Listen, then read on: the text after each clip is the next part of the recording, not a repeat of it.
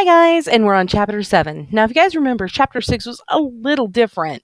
Um, we have Gatsby confesses that all along all he wanted was Daisy to come to one of his parties. That he threw all of these lavish affairs just in the hopes that she would herself show up. He has this entire fantasy where she's going to leave her husband and come be with him, and they're going to start their lives off all over just like nothing had ever happened. And he's going to be rich enough and he's going to be good enough to make her happy. So here we go. Chapter 7.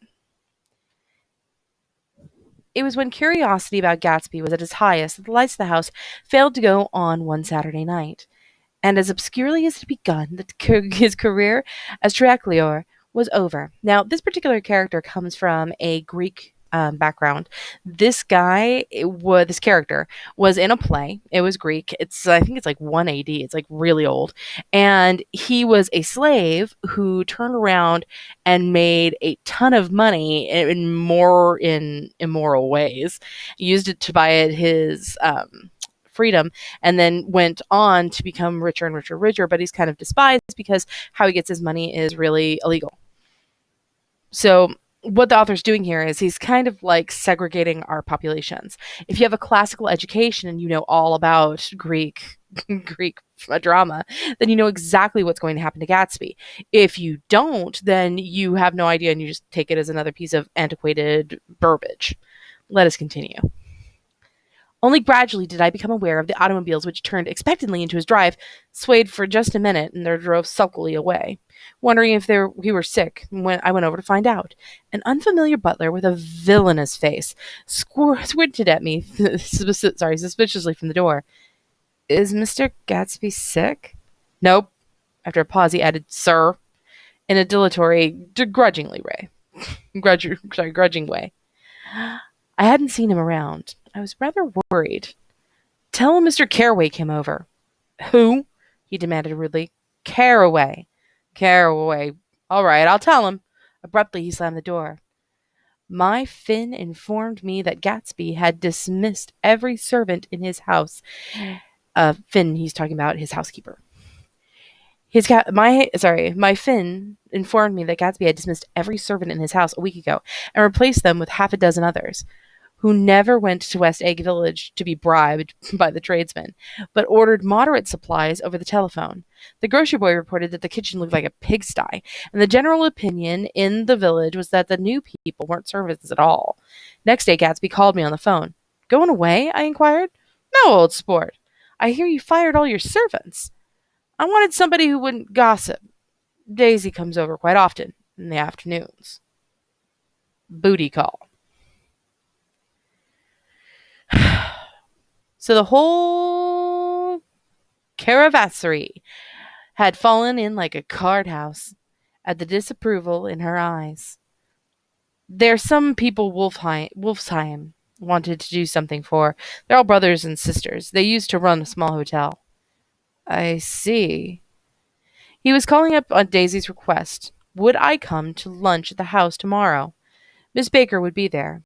Half an hour later, Daisy herself telephoned and seemed relieved to find that I was coming. Something was up, and yet I couldn't believe that they would choose this occasion for a scene, especially for the rather harrowing scene that Gatsby had outlined in the garden. The next day was broiling, almost the last, certainly the warmest of the summer.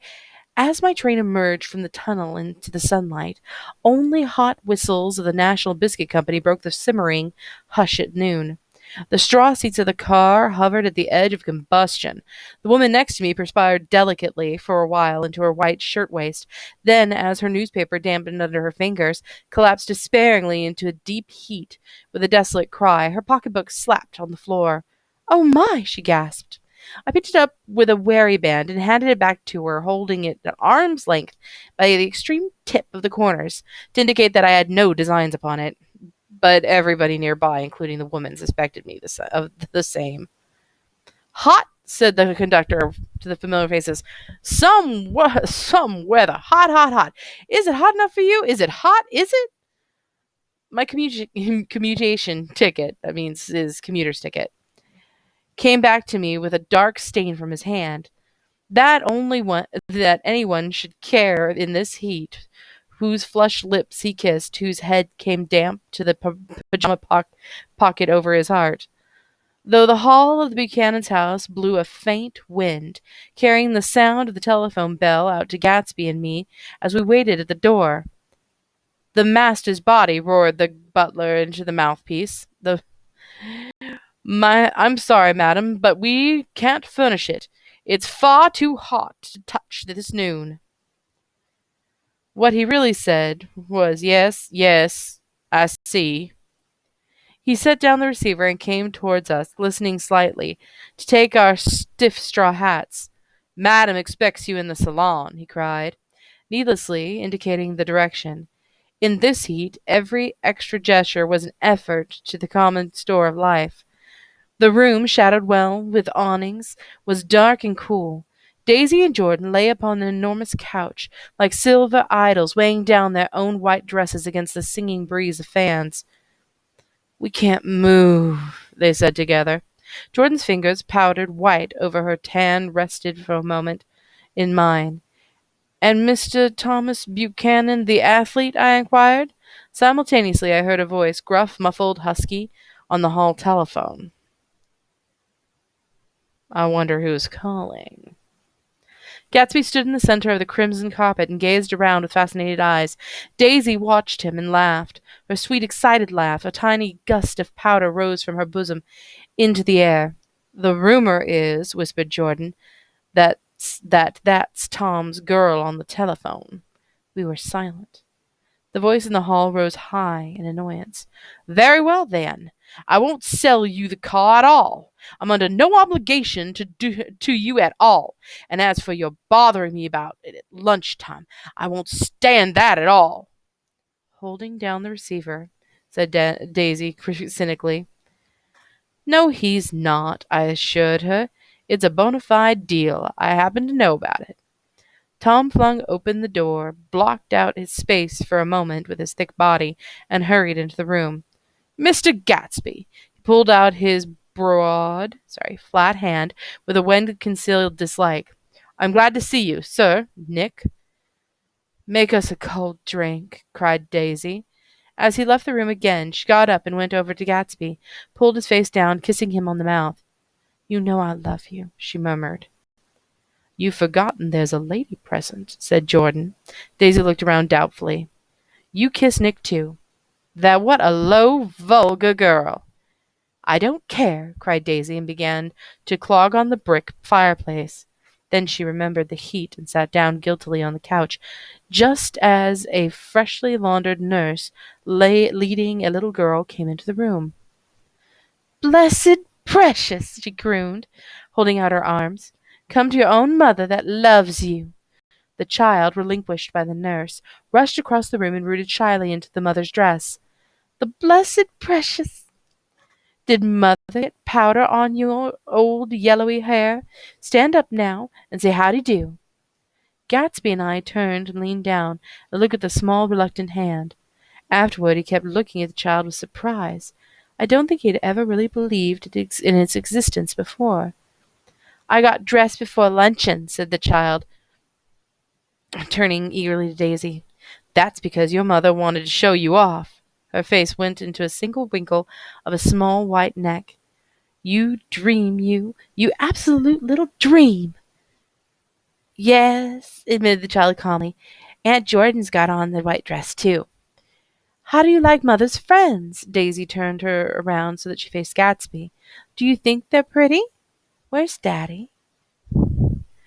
"She doesn't look like her father," explained Daisy. "She looks like me. She's got my hair and the shape of face." Daisy sat back upon the couch, and the nurse took a step forward and held out her hand. That's really odd. It's really odd. Daisy got her child ready just so she can meet Gatsby. And then she's very quick to point out to Gatsby that the child doesn't look like Tom, it only looks like her. And then we have Gatsby looks at the kid like, "What is this?"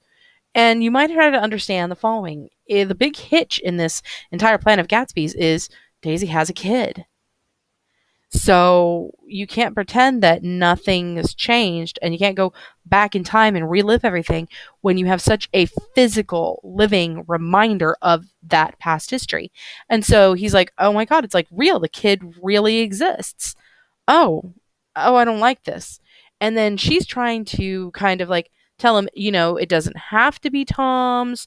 We don't have to remember Tom because she don't look like Tom. And she's trying to make it okay to have this reminder of the past because she knows how much Gatsby doesn't want anything to remind him of the past. So let us continue.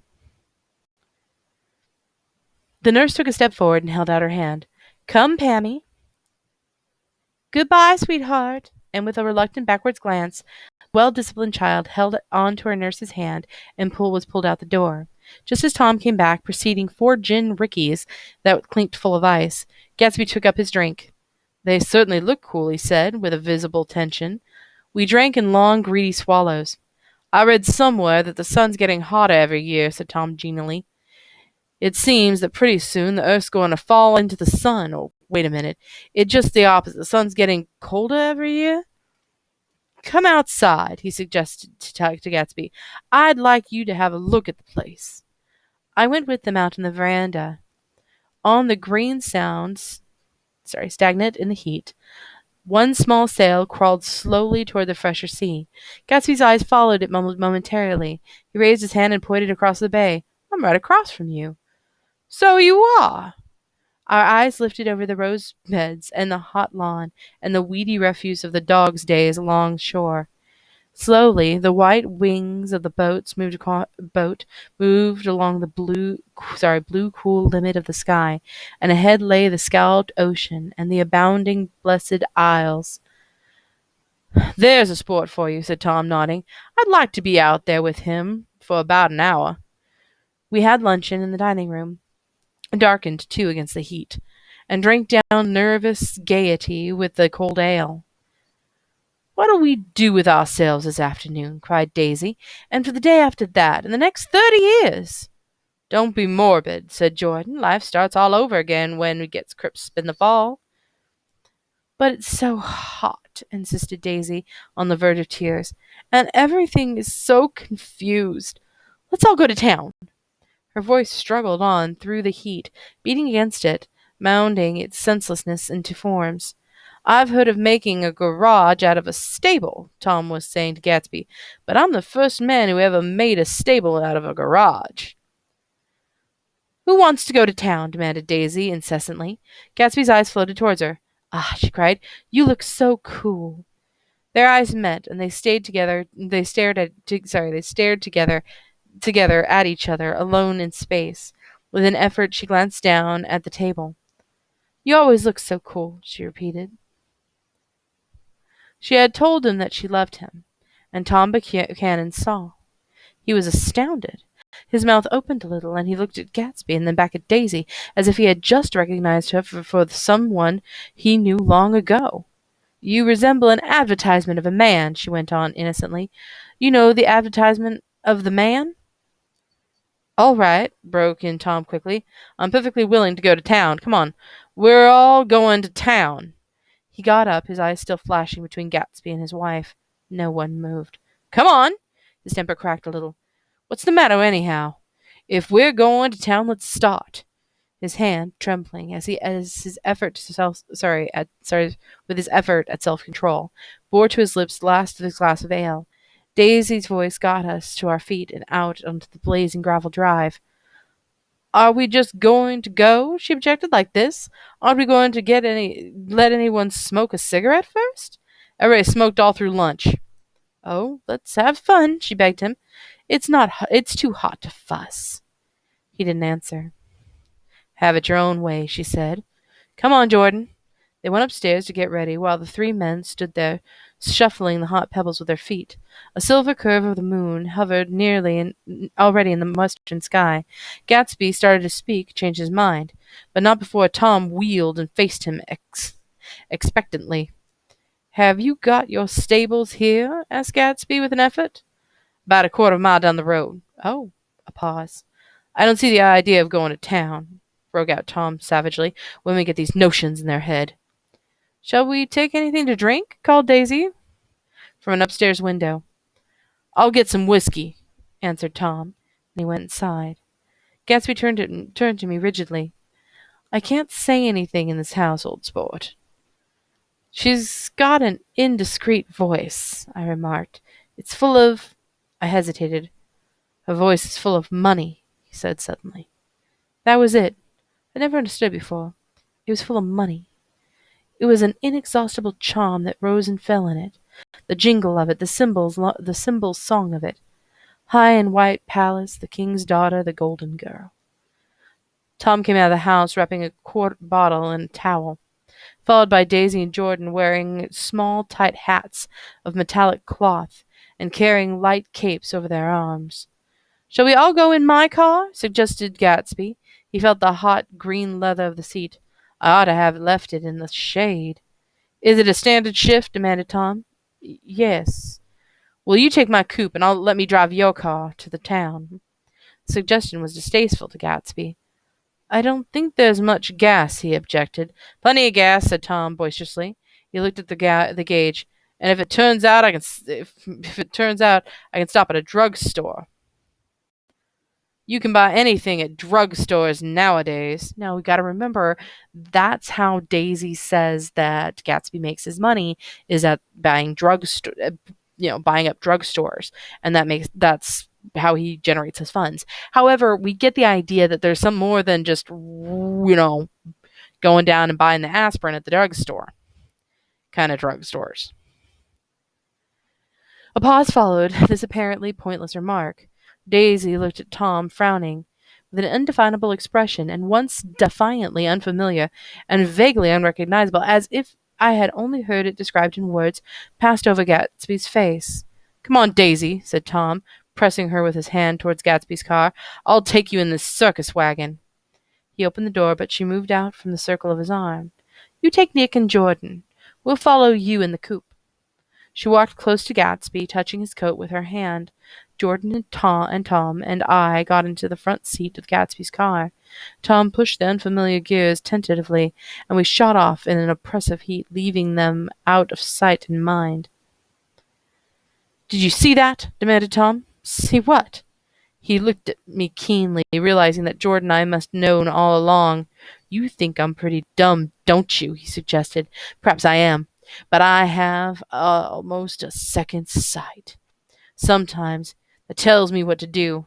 Maybe you don't believe that, but science. He paused. The immediate contingency over. Sorry. An immediate contingency overtook him, pulled him back to the edge of the theatrical abyss.